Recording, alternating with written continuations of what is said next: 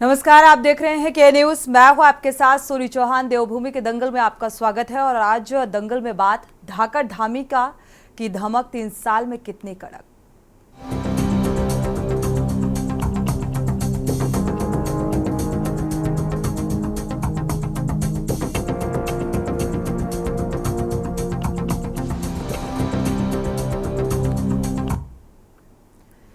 उत्तराखंड के मुख्यमंत्री पुष्कर सिंह धामी ने अपने कार्यकाल के 3 वर्ष पूरे कर लिए हैं और बीजेपी धामी सरकार के 3 साल के कार्यकाल को ऐतिहासिक बताते हुए जश्न मना रही है। और जबकि कांग्रेस सीएम धामी के कार्यकाल को घोर निराशाजनक बता रही है। और कांग्रेस ने राज्य की बदहाल कानून व्यवस्था को लेकर पुलिस मुख्यालय का घेराव तक किया। कांग्रेस का आरोप है कि धामी सरकार के राज्य में कानून व्यवस्था बदहाल है और इसके अलावा बेरोजगारी, शिक्षा, चिकित्सा सेवाओं की बदहाल स्थिति जनता को परेशान कर रही है। लेकिन धामी सरकार जश्न मना रही है।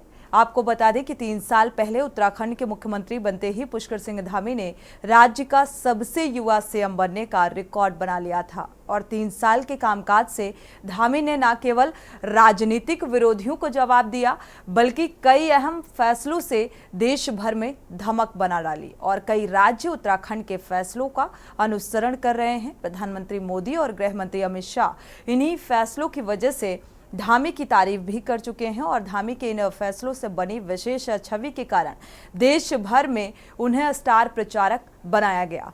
उत्तराखंड में धामी सरकार का 3 साल का कार्यकाल 4 जुलाई को पूरा हो गया, यानी कि आज। और इस 3 सालों के कार्यकाल का अगर जिक्र किया जाए तो सरकार की ओर से ताबड़तोड़ 68 बड़े फैसले लिए गए। यूनिफॉर्म सिविल कोड, नकल विरोधी कानून, जबरन धर्मांतरण विरोधी कानून और दंगारोधी कानून, महिला आरक्षण भी शामिल है। जैसे फैसलों से उत्तराखंड को राष्ट्रीय स्तर पर एक नई पहचान मिली। और धामी सरकार के तमाम फैसलों को लोकसभा चुनाव 2024 के प्रमुख एजेंडों तक की में जगह दी गई। सवाल ये है कि आखिर इन तमाम फैसलों के बाद भी विपक्ष धामी सरकार के कार्यकाल की जो निराशाजनक क्यों इस कार्यकाल को बता रहा है। साथ ही आज इसी मुद्दे को लेकर विस्तार से चर्चा को आगे बढ़ाएंगे, लेकिन पहले आप ये रिपोर्ट देखिए।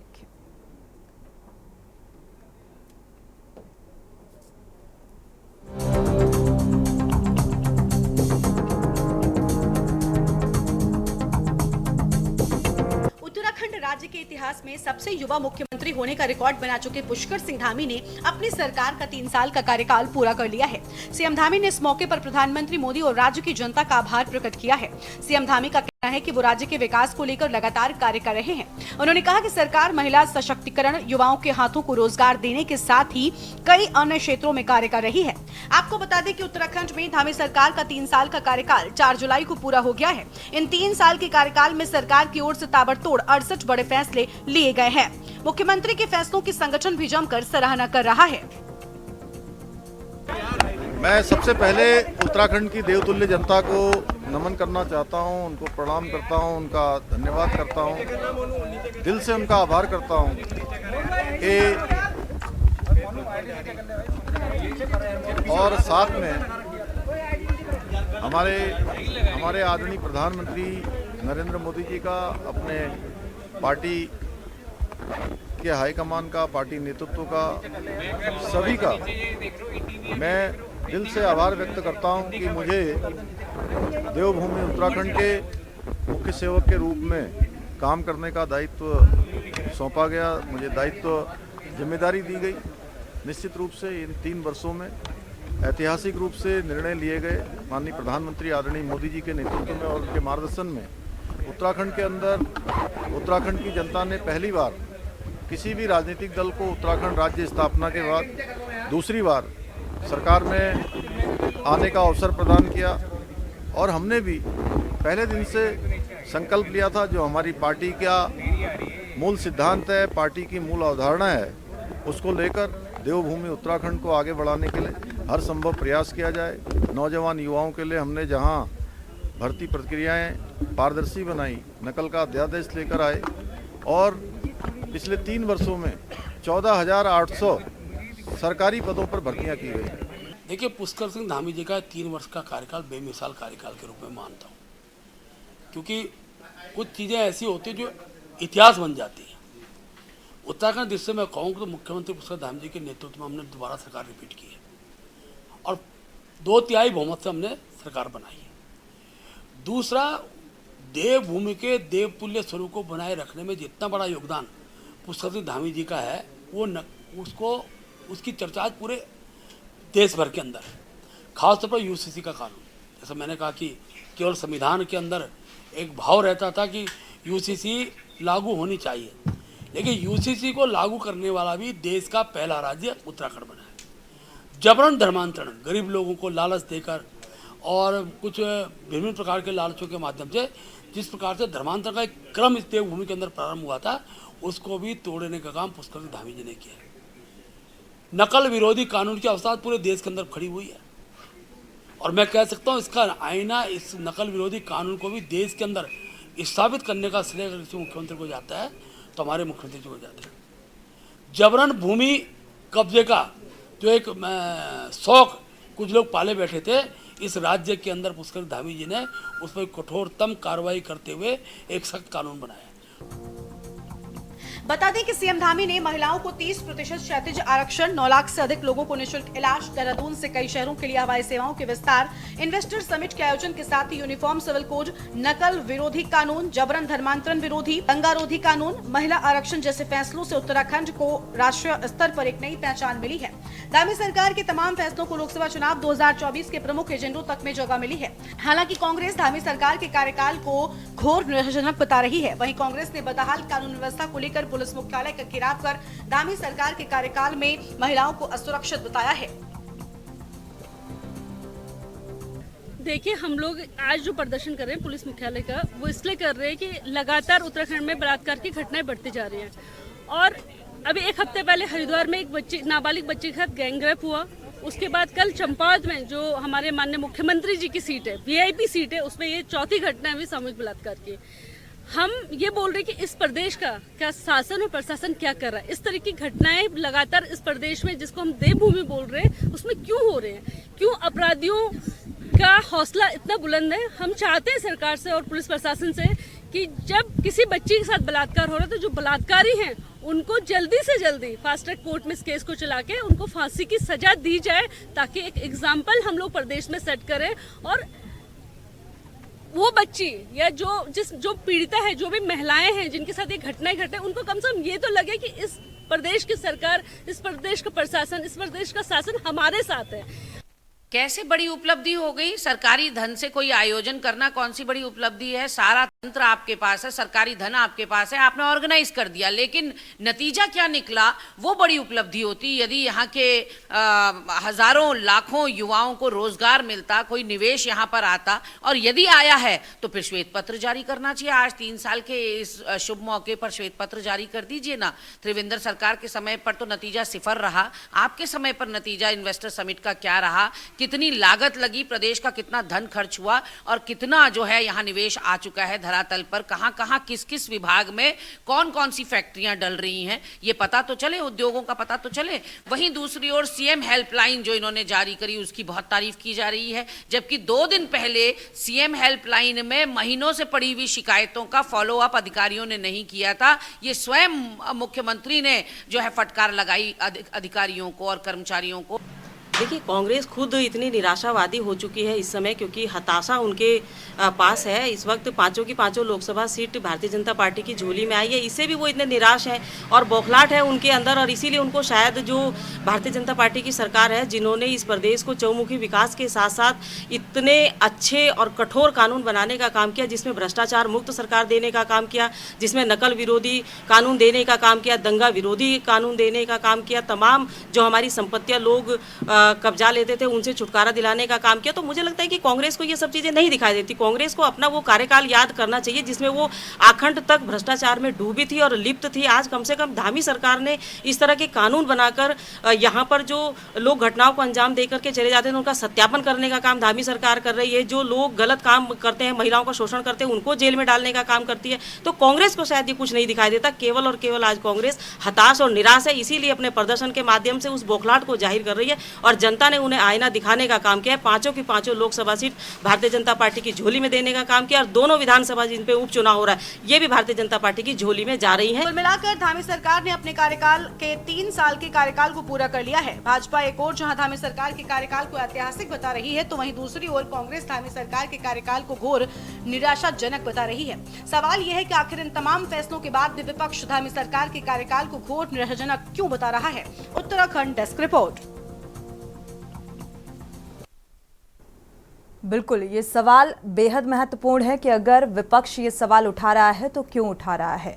और एक तरफ वो तमाम कानून जो लाए गए, यानी कि ऐसे बड़े कानूनों का जिक्र भी किया गया रिपोर्ट में, और इसके बावजूद भी अब सवाल उठ रहा है इस कार्यकाल को लेकर। और एक बार फिर से जीत हासिल की है भारतीय जनता पार्टी ने उत्तराखंड की 5 लोकसभा सीटों पर, और जन समर्थन के बावजूद भी ये सवाल अभी भी खड़ा हुआ है। इसी को लेकर चर्चा की शुरुआत करेंगे। हमारे साथ खास मेहमान जुड़ चुके हैं, आपका परिचय करा देते हैं। रविंद्र कुमार जी हैं, बीजेपी प्रदेश प्रवक्ता, आपका बहुत बहुत स्वागत है इस चर्चा में शामिल होने के लिए। शिषपाल सिंह बिष्ट हैं कांग्रेस से, आपका भी बहुत बहुत स्वागत है इस चर्चा में शामिल होने के लिए। यूकेडी से पीसी थप्पलियाल जी हैं, आपका भी बहुत बहुत स्वागत है इस चर्चा में शामिल होने के लिए। और रतनमणि डोभाल जी हैं, राजनीतिक विश्लेषक, आपका भी बहुत बहुत स्वागत इस चर्चा में शामिल होने के लिए। शुरुआत शिषपाल बिष्ट से करेंगे आज, क्योंकि विपक्ष अभी पुलिस मुख्यालय का भी प्रदर्शन किया गया, घेराव किया गया, और ये घेराव क्यों किया गया, साथ ही कानून व्यवस्था को लेकर लगातार आप सवाल उठा रहे हैं, बेरोजगारी को लेकर लगातार सवाल उठा रहे हैं। एक तरफ धामी सरकार 3 साल के कार्यकाल के पूरा होने के उपलक्ष्य में जश्न मना रही है और आप लोग सवाल उठा रहे हैं, क्यों? आपकी आवाज नहीं मिल पा रही है, अनम्यूट कर लीजिएगा। हाँ सोनी जी, देखिए आज के समाचार पत्रों में बड़े बड़े हेडलाइन में छपा है कि मुख्यमंत्री का जो क्षेत्र है चंपावत, वहां जो है एक 16 वर्षीय बालिका के साथ जो है सामूहिक बलात्कार की घटना होती है। और ये पहले दिन ही आए दिन इस प्रकार की जो है सुर्खियां होती है। अभी हरिद्वार के बहादुराबाद में एक दलित बेटी के साथ जो है 15 वर्ष की थी सामूहिक बलात्कार की घटना हुई थी। राजधानी देहरादून में जो है 3 लोगों की जो है लाश मिलती है। आप लगातार, और यहीं पर जो है अभी 10 दिन पहले ही जो है रायपुर के डोभाल वाला चौक में जो है खुलेआम जो है फायरिंग करके 3 लोगों पर जो है फायर ठोकेंगे, एक की जान चलेगी, 2 अभी भी जो है जिंदगी और मौत से लड़ रहे हैं। तो राज्य में कानून व्यवस्था नाम की चीज नहीं है। अगर हम बेटियों के खिलाफ हो रहे अत्याचारों पर आवाज उठाते हैं तो भाजपा कहती है कि साहब कांग्रेस जो है अनर्गल आरोप लगा दी है। इसका मतलब है कि हम जो है बेटियों के खिलाफ अत्याचारों पर जो है सरकार को घेरो भी नहीं, सरकार को जगाए भी नहीं, सरकार को चेताए भी नहीं। राज्य में कानून व्यवस्था भगवान भरोसे है। आखिर क्यों जो है अपराधियों में पुलिस प्रशासन का खौफ नहीं है? क्यों वो अपराध करने से पहले सोच नहीं रहे हैं कि हमारा अंजाम क्या होगा? वो इसलिए कि वो अपने अंजाम तक पहुंच ही नहीं रहे। जो है हल्की फुल्की धाराओं में मुकदमे दर्ज होते हैं, वो गिरफ्तार होते हैं, उसके बाद जो है छूटते हैं और धड़ल्ले से जो है अपराध करते हैं। जिसने रायपुर में रवि बड़ोला की हत्या की वो व्यक्ति पहले कई बार जेल जा चुका है हत्याओं के मामलों में। फिर जो है क्यों निगरानी नहीं की जा रही थी? हथियार लेकर के लोग सैकड़ों किलोमीटर जा रहे हैं। गुरु नानक मतला गुरुद्वारे के मुख्य कार्यकारी बाबा तरसेम सिंह जी की हत्या लोकसभा चुनाव के बीच में हुई, जब चाक चौबंद सुरक्षा व्यवस्था थी। आधुनिक हथियार लेकर के दरिंदे जो है खुलेआम सैकड़ों किलोमीटर के, लेकिन कहीं बीच में जो है चेकिंग नहीं हुई, कहीं कोई मॉनिटरिंग नहीं हुई। अपराधियों के हौसले बुलंद है और देश में कहीं भी अपराध हो, अपराधियों के शरण स्थली उत्तराखंड बना हुआ है। तो कहीं ना कहीं पुलिस के अधिकारियों की, प्रशासन की सह है। इसीलिए जो है कांग्रेस का आक्रोश है। इसीलिए हम सरकार को जगाने और चेताने का काम कर रहे हैं। विपक्ष जगाने का काम कर रहा है, विपक्ष चेताने का काम कर रहा है। रविंद्र कुमार जी, इस बात का जवाब आपसे लेंगे। और 3 साल का जो कार्यकाल रहा और उसका जश्न किस तरीके से आप लोग मना रहे हैं?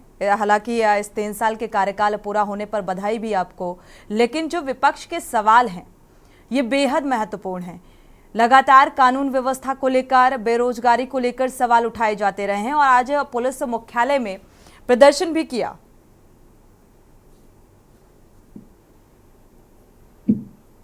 रविंद्र कुमार जी, आप सुन पा रहे हैं? मेरे से प्रश्न है? जी जी, आपसे।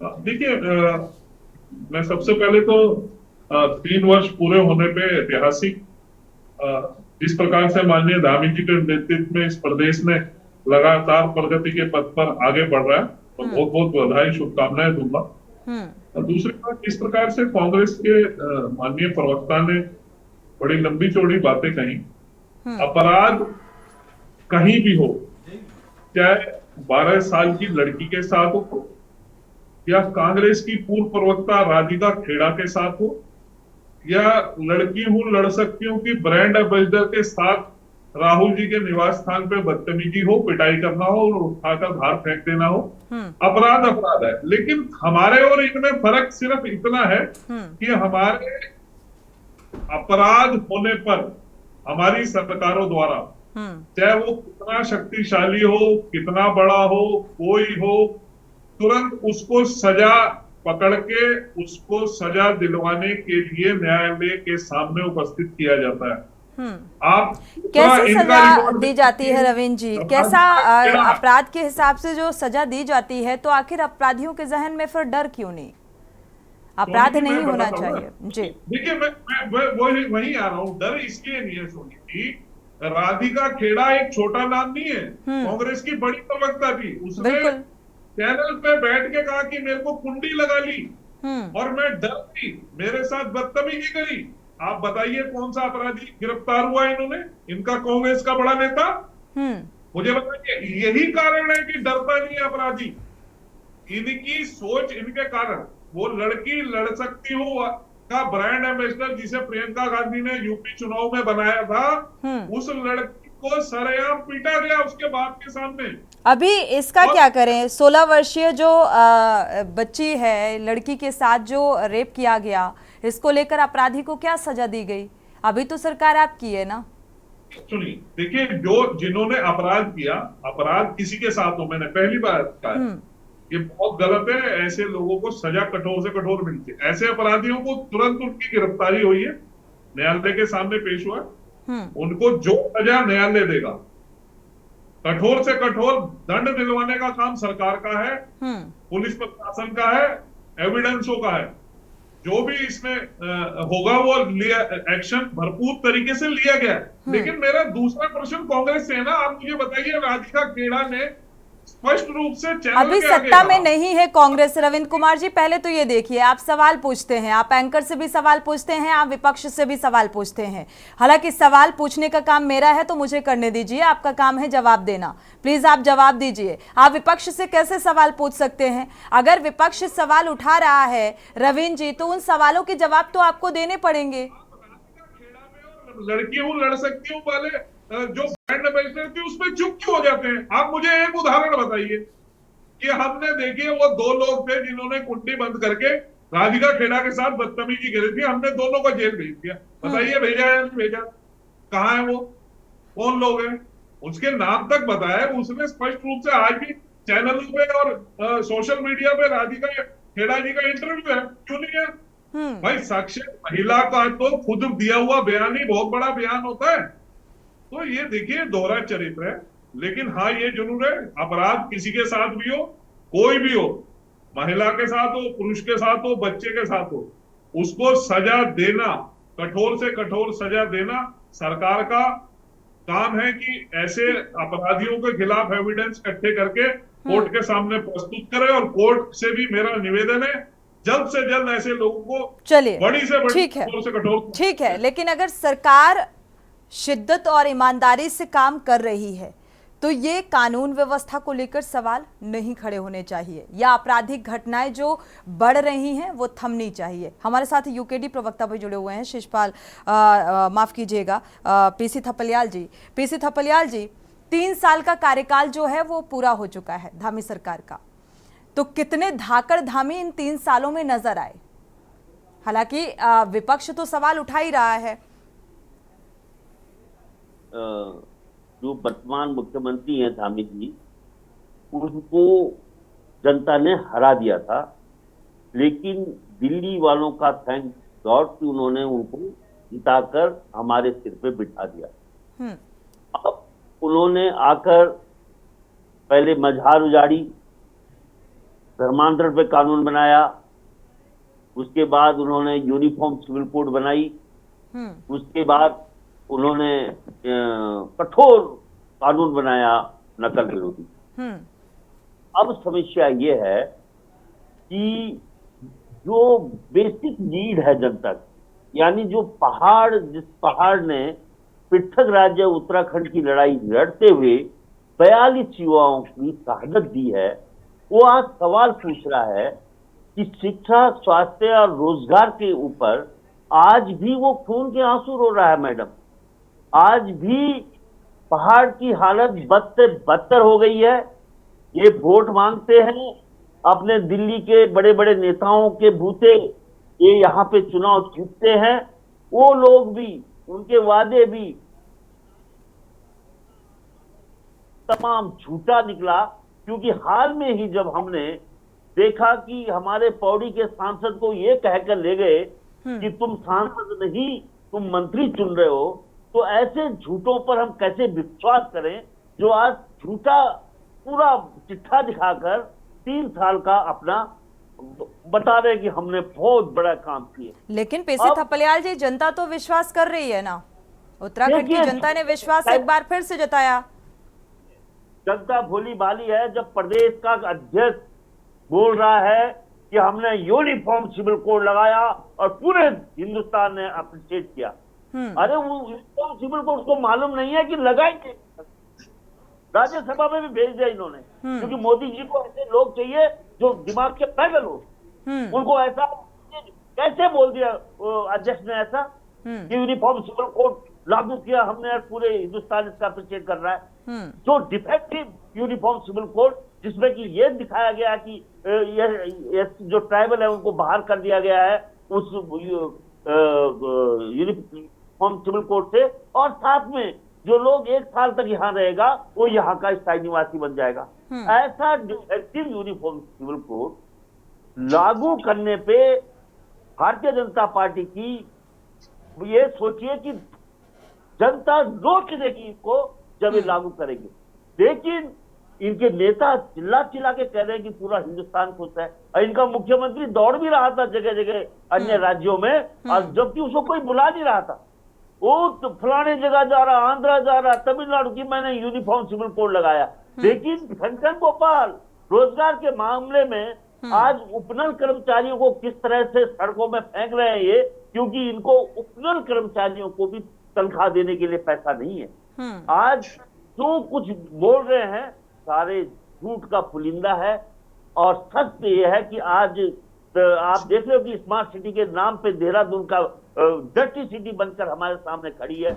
आज all weather road, no weather road बन के, जो कि केंद्र के प्रोजेक्ट है, ये तो केंद्र के प्रोजेक्ट को भी ईमानदारी से नहीं लागू कर पा रहे हैं। वहां भी ये भ्रष्टाचार की जो खिचड़ी है, आपने देखा नहीं कि किस तरह से नमामि गंगे में इन्होंने हमारे आदमी मार दिए, किस तरह सुरंग वाले ने इलेक्ट्रोल बॉन्ड में पैसे दिए और वो सुरंग वाले ने वहां सुरंग में क्या कितने दिन तक अंदर दबे रहे, आगे वो इधर उधर से मशीनें ला कर तब जाके करोड़ों रुपए खर्च करके तब जाके उनको निकाल पाए। इनकी हालत हास्यास्पद है। इनका किसी भी फ्रंट में ऐसा अनुभवहीन सरकार हमने आज दिन तक नहीं देखी।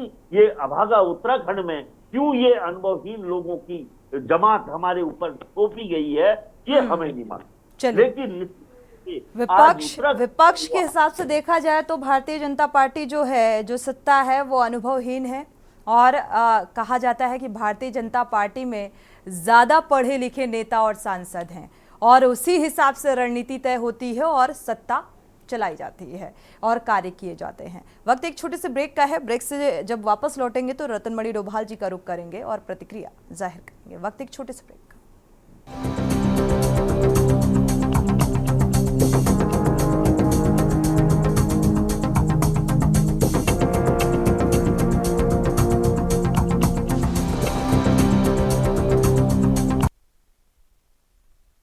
ब्रेक से वापस लौट रहे हैं। देवभूमि के दंगल में चर्चा इस बात को लेकर कि 3 साल का कार्यकाल जो है वो पूरा हो चुका है धामी सरकार का, और इस 3 साल के कार्यकाल में जो कानून नए निकलकर सामने आए और क्या कुछ काम किए गए, इन्हीं कामों को लेकर अब विपक्ष सवाल उठा रहा है। जबकि धामी की तारीफ प्रधानमंत्री से लेकर गृह मंत्री तक ने कर डाली और स्टार प्रचारक की भूमिका में भी बखूबी इस बार नजर आए पुष्कर सिंह धामी। हमारे साथ रतनमणि डोभाल जी जुड़े हुए हैं। रतनमणि जी, देखा जाए विपक्ष के जो सवाल आप सुन पा रहे हैं या विपक्ष जिन अहम बिंदुओं को लेकर सवाल उठा रहा है, कानून व्यवस्था को लेकर और तमाम बिंदुओं को उठाया गया विपक्ष की तरफ से, और शायद वही सवाल चुनाव के दौरान भी उठाए गए। आगे उपचुनाव भी है, उपचुनाव में भी यही सवाल नजर आए। इसको आप कैसे देख पा रहे हैं? देखिए सोनी जी, जो मुख्य रूप से कानून व्यवस्था का जो आज सवाल उठा है, तो एक तो यहाँ सांतर शाह जो हरिद्वार में और जो उनका मंत्री प्राप्त दर्जा वो व्यक्ति उसमें शामिल है और वो फरार है, उसको गिरफ्तारी नहीं हो पाई। अब तक तो कानून व्यवस्था को तो इससे पता चलता है, जो मुख्यमंत्री का जो अपना क्षेत्र है वहां से भी ये शिकायत है और भी जगह के हम जो पीछे कई जो घटनाएं हो गई हैं, जो चुनाव भी हो गए हैं, और इनके पास एक अच्छा मुद्दा है कि हम जनता तो हमारे साथ है, हम तो जीत रहे हैं। आप भले ही जीतते रहे हैं, लेकिन जो घटनाएं घट रही हैं उन पर चर्चा नहीं होगी, ये तो संभव नहीं है।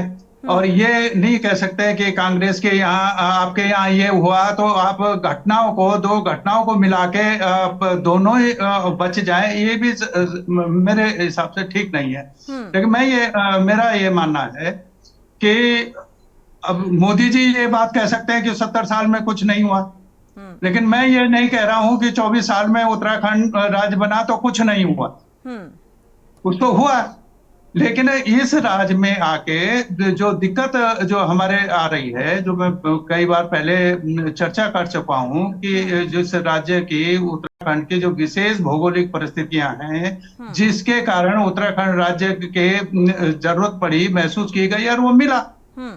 और उस राज्य के बाद आज जो ये था, जो सत्ता का जो विकेंद्रीकरण होना था, विकेंद्रीकरण शुरू में हुआ 8 जिलों का, हम 13 जिले बन गए। और अभी जो हो रहा है, ये जो 3 साल में, ये तो गिफ्ट में हमें मुख्यमंत्री भी गिफ्ट में मिले, मोदी जी ने दिया है उनको। कोई यहाँ तो है, उन्होंने तो ये सब दिया, जनता ने भी हरा दिया था, लेकिन फिर भी उन्होंने को कहा कि नहीं, यही आपके मुख्यमंत्री रहेंगे। चलो कोई नहीं, वो पार्टी का मामला है, हम स्वीकार कर रहे हैं उसको। लेकिन इसमें अभी जो मुझे लगता है जो सबसे ज्यादा नुकसानदायक है राज्य के लिए, कि सारा सत्ता का विकेंद्रीकरण के बजाय केंद्रीयकरण हो गया है, जो दिल्ली से चीजें उत्तराखंड में थोपी जा रही हैं कि हमारी परिस्थितियां उस योजना के लिए, उस काम के लायक हैं या नहीं है, हम तैयार हैं या नहीं है, हमारे पास वो लोग हैं कि नहीं वो सब काम करने के लिए। तो ये जो राज्य से वो अधिकार जो छीना जा रहा है योजनाओं का, वहां से दिल्ली में आप तय कर रहे हैं कि धामी जी ये करना है, इसलिए वो यशमैन बने हुए हैं, उनकी पीठ थपथपाई जा रही है, वो प्रचार भी कर रहे हैं। यूसीसी, अब ये इतना बड़ा मामला है, सब लोग जानते हैं, संवैधानिक काम है ये। कोई राज्य सिविल यूनिफॉर्म कैसे लागू कर सकता है? ये केंद्र सरकार क्यों नहीं कर सकती इस काम को, अगर उसको करना था? और ये इन्होंने पास करने के बाद वो उससे फर्क क्या पड़ा है उत्तराखंड में? कोई एक उदाहरण दे दीजिए कि सब ये नुकसान होने वाला था, हमने इस सिविल यूनिफॉर्म इसको लागू करने से इसको बचा लिया। क्या हुआ देश में, कहां पर क्या हुआ? ये इस तरीके से जो ना रहे, जो हमारे जो जिंदगी से जुड़े हुए सवाल हैं, उन सवालों को पत्ते में आप जोड़ रहे हैं। पिछले बात भी ये बात उठी थी भाई, त्रिवेंद्र सरकार ने एक इन्वेस्टर समिट किया था और ये दावा किया गया था कि 1,25,000 करोड़ के एमओयू साइन हुए हैं।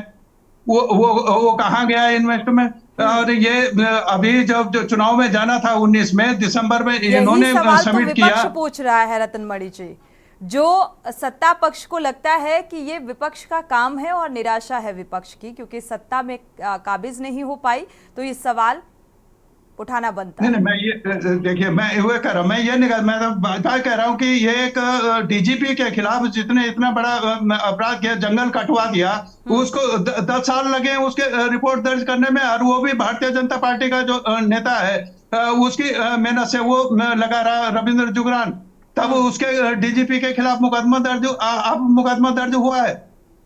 ये कब से वो चलता रहा मामला, तो कोई कार्रवाई तो उस पर हुई नहीं, पूरा जंगल कट गया। इनके सारे मामले सीबीआई के मामले वो भी लटके हुए हैं, आपके समाज कल्याण के मामले आधे अधूरे लटके हुए हैं। कौन कहाँ पे? यहाँ के जो चीफ सेक्रेटरी रहा है वो तो हिमाचल की सरकार गिराने के उसमें हाई कोर्ट ने कहा कि वहां थाने में पेश हो, उसको राकेश शर्मा को उनको पेश होना पड़ा है, वो भी तो उत्तराखंड का चीफ सेक्रेटरी रहा है। तो ये भी तो इसी सरकार की उपलब्धि है ना। फिर बिल्कुल, इसको क्यों नहीं आप स्वीकार कर रहे हैं? सरकार है तो वो कुछ तो कर रही है, ऐसा नहीं है। हम वो निराशा में और की बात नहीं करना चाह रहे हैं, कुछ हो रहा है। लेकिन मैं ये कह रहा हूं कि जो काम हमको करना चाहिए था वो काम हमें दिल्ली बता रहा है कि आप ये काम कीजिए। बिल्कुल, ये जो केंद्र राज्य के संबंधों का सवाल है कि जो संवैधानिक रूप से चुनी हुई सरकार है, राज्य सरकार, वो सरकार को अपना विजन तो देना चाहिए। विजन डॉक्यूमेंट क्या है आपके पास? डॉक्यूमेंट तो मोदी जी का है, उसी को आप हम पे लाद रहे हैं, ढोए जा रहे हैं, और वो काम नहीं कर रहे। लोगों को पानी तक भी नहीं मिला। मैं अभी आपको बताया था पिछले उसमें कि मैं तिरुगी नारायण तक गया, पूरे रास्ते में पानी नहीं है वहां, और नकली पानी लोग बेच रहे हैं वहां। तो ये कोई यात्रा चल रही है, वो यात्रा मार्ग पे आप पानी तक की व्यवस्था नहीं कर पा रहे हैं, तो क्या प्रगति है?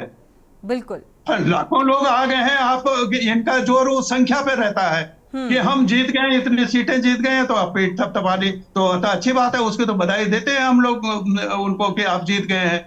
लेकिन कुछ चीजें हैं जो गंभीरता से जब डिबेट आती हैं तो उसको बाहर ले जाते हैं। हम ये चाहते हैं कि ये राज्य के जो सवाल हमारे हैं उनसे संजीदा रूप से उन पर चर्चा होना चाहिए। बिल्कुल बिल्कुल। रविंद्र कुमार जी, इस बात का जवाब लेने के साथ साथ जो अब धामी सरकार ये मान रही है कि भाई राष्ट्रीय स्तर पर एक नई पहचान उत्तराखंड को मिली है, तो इसको थोड़ा बताने का कष्ट करेंगे कैसे? और अगर मिली है राष्ट्रीय स्तर पर एक नई पहचान, तो फिर ये तमाम सवाल जो हैं वो नहीं उठने चाहिए। देखिए, सवाल उठाना, सवाल खड़े करना, ये आपका अपना अधिकार है। आप जैसे मर्जी इस मंच पे चाहे खड़े करें, आप सवाल करें, लेकिन लास्ट सवाल का खड़े होने के बाद सवाल का जवाब आना तो जनता का काम है ना। आपके सवालों को जनता लगातार नकार रही है। आप सवाल जो भी कर रहे हैं जनता को वो पसंद ही नहीं है। हमारा मतलब उत्तराखंड को इन सारी चीजों को जिनको लेकर सवाल उठाए जा रहे हैं, उत्तराखंड वासियों को इन सभी चीजों की जरूरत नहीं है। ना बेहतर पानी की जरूरत है, ना रोजगार की जरूरत है, ना बेहतर शिक्षा की जरूरत है, ना बेहतर कानून व्यवस्था की जरूरत है। आप मेरा सवाल, मेरे को डोभाल जी ने बहुत सारी बातें कही जी। डोभाल जी ने कहा यूजीसी का क्या काम। मैं कह रहा हूँ, आप अगर ये सवाल क्या काम, और इसके साथ इसको लागू होने के बाद क्या ऐसा नजर आया? एक एग्जांपल भी दे दीजिएगा कि भाई यूसीसी लागू होने के बाद ये बदलाव देखने को मिला। इसने कहा हम 8500 रुपए खटाखट देंगे, जनता ने इनकी 8500 पे लात मार दी, 1 लाख रुपए पे लात मार दी, हमारे यूजीसी को पास कर दिया। आप क्या कहेंगे? जनता का फैसला तो मानेंगे ना। आपने इतना बड़ा लालच दिया। तो मेरा डोभाल जी बड़े सीनियर पत्रकार है, मैं इनकी बहुत इज्जत करता हूं। देखिए, आपको सवाल, आप हमारे से सवाल करेंगे, लेकिन आप हमारे सामने खड़ा किसे करेंगे? अगर यही सवालों के साथ, तो आप इनसे प्रश्न कांग्रेस से भी आप कर सकते थे कि आप जो मुद्दे उठा रहे हैं उन मुद्दों में दम ही नहीं है। भाजपा जिस प्रकार से काम कर रही है जनता के बीच में, उसकी अप्रोच है, दम है रविंद्र कुमार जी, ऐसा नहीं है। विपक्ष जिन मुद्दों को उठा रहा है रविंद्र कुमार जी, ये आपके हिसाब से भी मुद्दे नहीं उठाए जाएंगे। जनता की जरूरत को भी तो समझना होगा।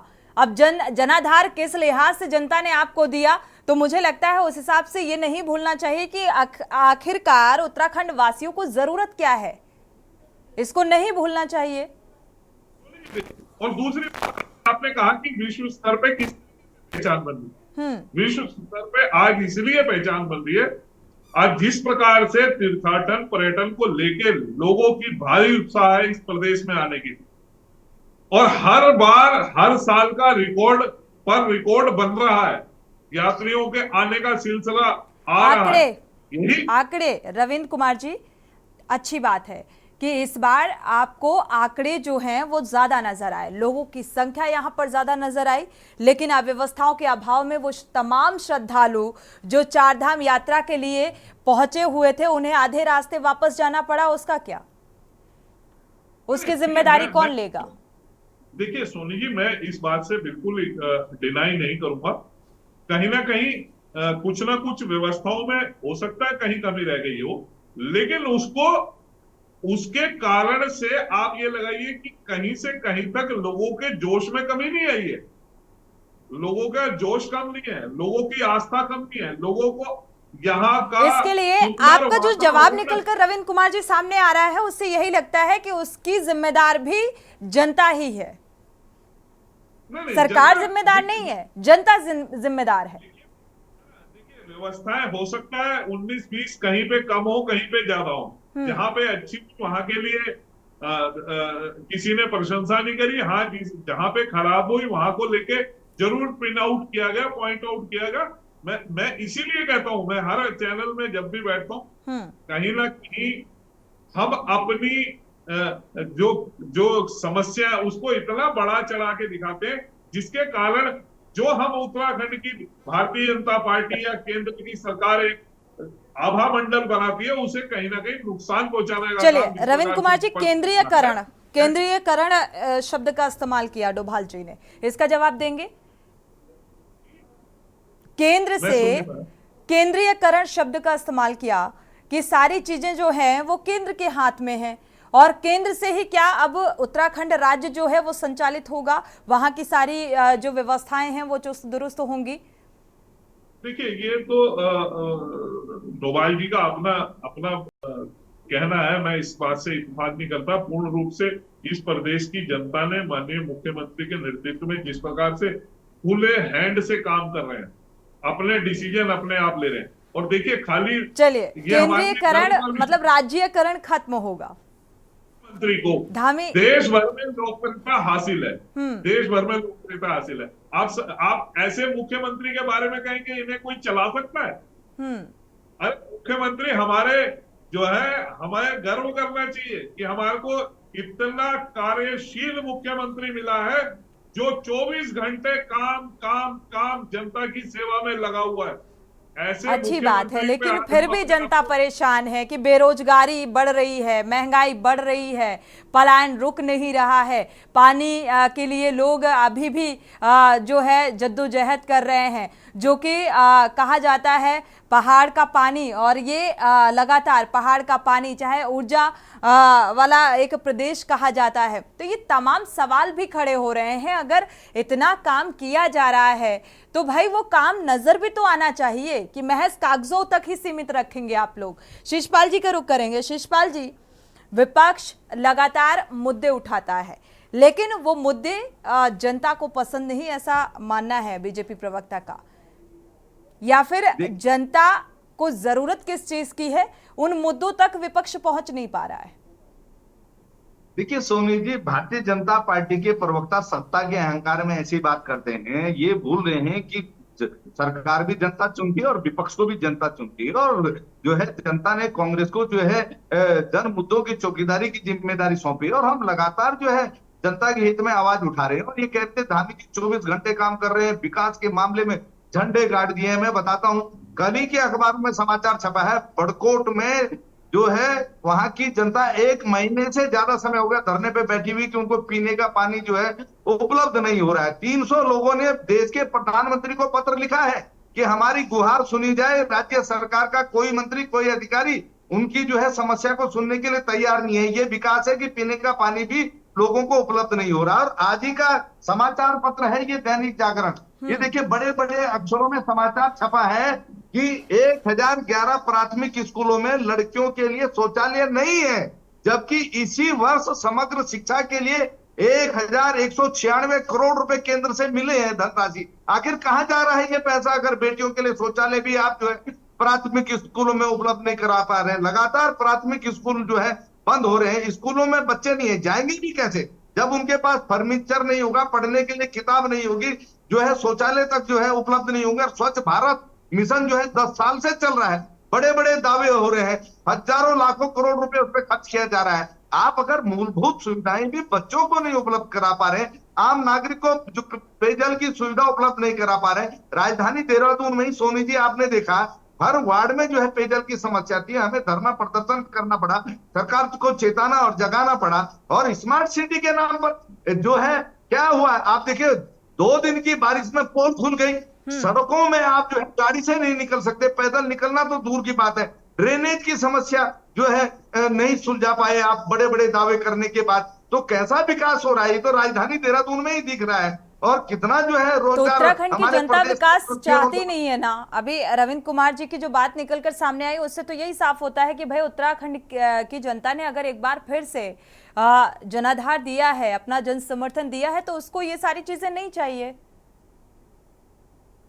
ने जनादेश दिया डबल इंजन के नाम पर, जनता को लगा कि डबल इंजन की सरकार चुनेंगे, जो ये कहते रहे हैं तो जो है रोजगार की बाढ़ आएगी, विकास ना जाने कितना जो है हो जाएगा। लेकिन जनता निराश हो रही है, कहीं भी जो है तो बेरोजगारों को रोजगार के विकास का विपक्ष तस्वीर में के ये गंभीर मुद्दे जनता को समझ क्यों नहीं आ रहे हैं, या फिर आप लोग समझा नहीं पा रहे हैं?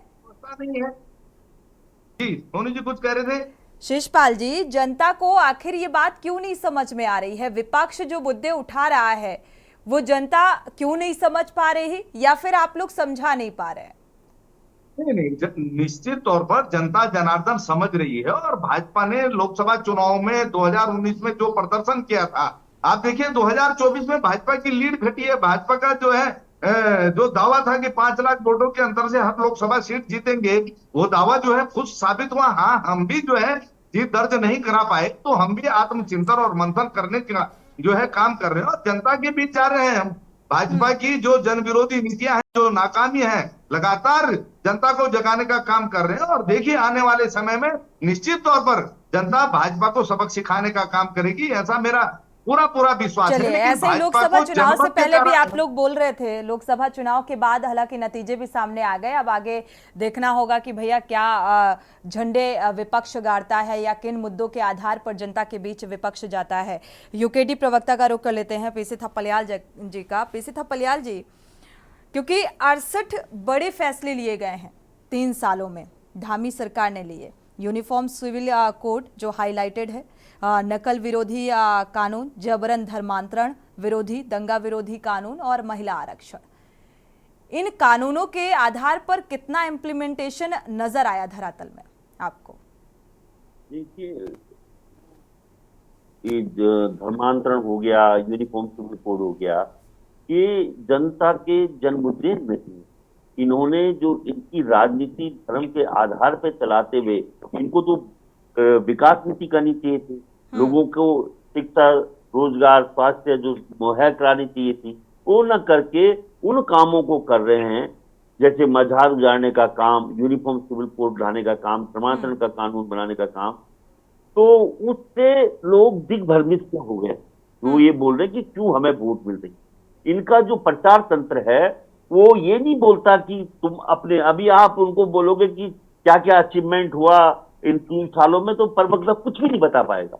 लेकिन ये जरूर जो जनता की ये कांग्रेस मुस्लिम परस्त है, फलाने ऐसे है, मतलब दूसरों को बदनाम करने का एक हाई क्लास कौरवी राजनीति भारतीय जनता पार्टी संचालित कर रही है। अब जब जमीन पे आओ तो जमीन पे साफ दिखाई दिया लोगों कि जब पर्यटन की बारी आई, पर्यटन प्रदेश कहलाता है, पूरा रोजगार पर्यटन के ऊपर लोग इंतजार करते हैं कि कब पर्यटन, वो फिर के बल पे गिरा, केंद्र को आना पड़ा। सब देखा, इसमें प्रवक्ता ने भी देखा कि केंद्र गृह मंत्री को इंटरवेन करना पड़ा पर्यटन में, जब ये कंट्रोल नहीं कर पाए।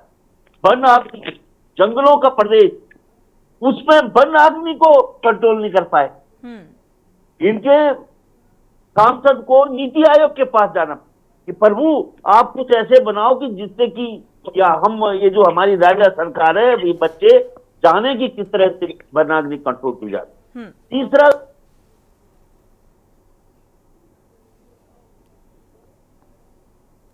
कि साहब हरिद्वार में पूरा अवैध खनन हो रहा है और इस अवैध खनन के लिए जो सरकार है उसको पूरे किसान रो रहे हैं। इनके खुद के सांसद, हरिद्वार का नवनिर्वाचित सांसद भारतीय जनता पार्टी का बोल रहा है कि उत्तराखंड में अवैध खनन हो रहा है। अब देखिए, इससे ज्यादा प्रमाण क्या चाहिए कि जहां खुद के सांसद कटघरे में खड़ा कर रहे हो और जनता, जिस तरह से हम देख रहे हैं कि हमारे चुनाव होते, चुनाव के टाइम पे 6 करोड़ की शराब अंदर पहुंच जाती है। पूरा जिस तरह से माफिया उत्तराखंड की राजनीति को संचालित कर रहा है, वो बहुत चिंतनीय विषय है।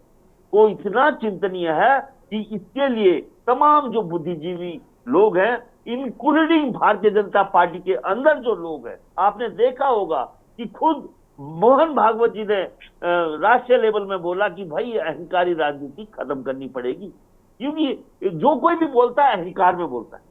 इनका जमीनी जो मुद्दे हैं उनको समझते हुए नहीं बोलते वो लोग कि आज रोजगार क्या हो गया, आज स्वास्थ्य में क्या हो गया। ये नहीं, आज उत्तराखंड में पहाड़ में कहीं भी कोने में अगर कोई बीमार होता है, चाहे महिलाओं का प्रसव डिलीवरी केस हो, चाहे हार्ट अटैक का केस हो, उसको सीधा देहरादून आना पड़ता है। बीच में कोई ऐसा हमारे पास स्वास्थ्य केंद्र नहीं है जो हमें बचा सके। तो आप 24 साल में हमने कितनी बड़ी भूल की जो ये राज्य उत्तर प्रदेश से ले लिया, और उत्तर प्रदेश के आज जितने क्रिमिनल हैं वो योगी के योग्य नेतृत्व के कारण वहां से सीधा उत्तराखंड में आ गए। यहाँ पे ड्रग माफिया आ गया, शराब माफिया आ गया, लुच्चे लफंगे सभी आ गए हैं, और ये इनके बूते के बाहर है यहाँ पे जनता को सुरक्षा देना। हमारे साथ रतनमणि जी भी जुड़े हुए हैं। बिल्कुल, थपलियाल जी आपका रुख करेंगे, रतनमणि जी का रुख करेंगे। रतनमणि जी, 68 बड़े फैसले जिसको लेकर धामी सरकार अपने पेट थपथपाने का काम कर रही है कि 3 साल में भाई बहुत बेहतर काम किया गया उत्तराखंड के लिए, लेकिन उत्तराखंड के लिए क्या शिक्षा पर काम किया गया, रोजगार पर काम किया गया, स्वास्थ्य पर काम किया गया, और किया गया तो क्या वो धरातल पर नजर आ रहा है? देखिए, शिक्षा पे तो अभी एक जो रिपोर्ट आई थी, 1067 जो विद्यालय हैं वो बंद हो गए हैं। और रतनमणि जी, भूमि के दंगल में वापस लौटते हैं। आप सभी मेहमानों का फिलहाल बहुत बहुत शुक्रिया इस चर्चा में शामिल होने के लिए। और एक तरफ जहां पर 3 साल इस कार्यकाल के पूरे हुए हैं, यानी कि भारतीय जनता पार्टी और धामी सरकार के, और दूसरी तरफ जो विपक्ष सवाल उठा रहा है, यानी कि विकास किस लिहाज से किया गया, इसको लेकर सवाल उठाए जा रहे हैं। 3 साल के कार्यकाल को लेकर सवाल पूछे जा रहे हैं। इसी के साथ देवभूमि के दंगल में इतना ही। आगे खबरों के लिए आप देखते रहिए के न्यूज़ इंडिया।